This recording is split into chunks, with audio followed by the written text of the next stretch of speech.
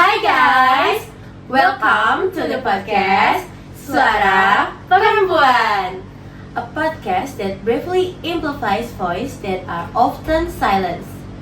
Today, we are talking about a really important and often taboo topic, that is verbal sexual harassment.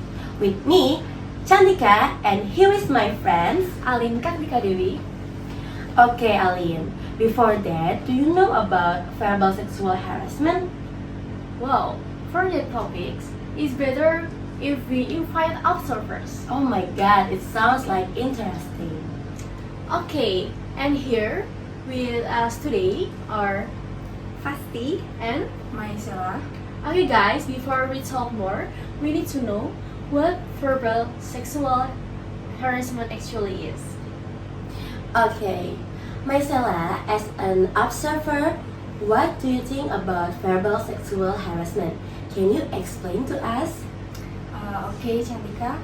Verbal sexual harassment is a one form of bullying that is sexual in nature, particularly in verbal form, which make the victim feel traumatized, intimidated, or humiliated. For example, comment on social media that contain element of sexual temptation that are degrading.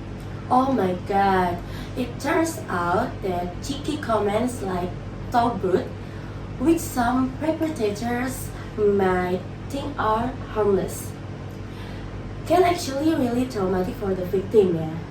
Vashti, who do you think can experience verbal sexual harassment? Actually, anyone can be a victim, regardless of age, gender, or social backgrounds. However, women are often the primary targets. This is due to gender inequality and societal views that still often blame the victim. Many people think that women are weak or powerless to resist. Oh, exactly. And it's important to remember that men can also be victims, even though it often goes unnoticed.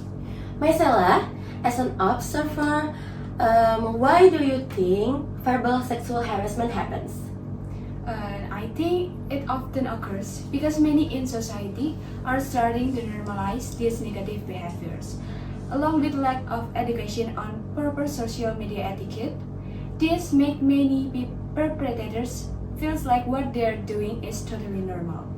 And Vashti, the impact of verbal sexual harassment can be underestimated.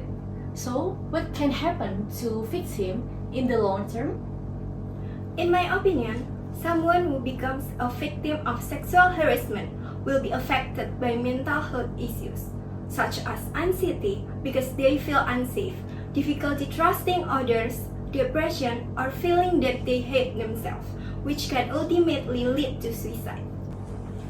Okay, Alin, now we know a little bit about verbal sexual harassment. Yeah, Chantika, because from the explain from Vashti and Sella. Thank you Vashti and Sella for your explain to us. Yes, and thank you for inviting us today, Alin and Chantika. Okay. And we hope our explanation can be useful for all of you guys. Thank you.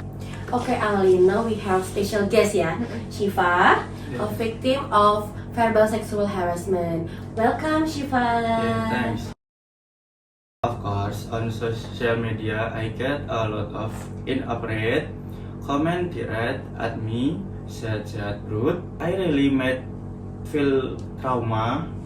Sheva, how are you feeling after that incident?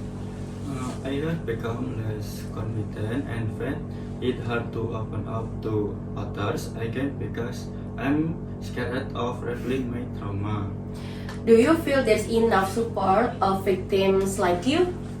Unfortunately, support is still limited. A lot of people instead of speak up because they are afraid what the big afraid. Thank you, Sheva, for your bravery in sharing your story. It's really important for raising awareness.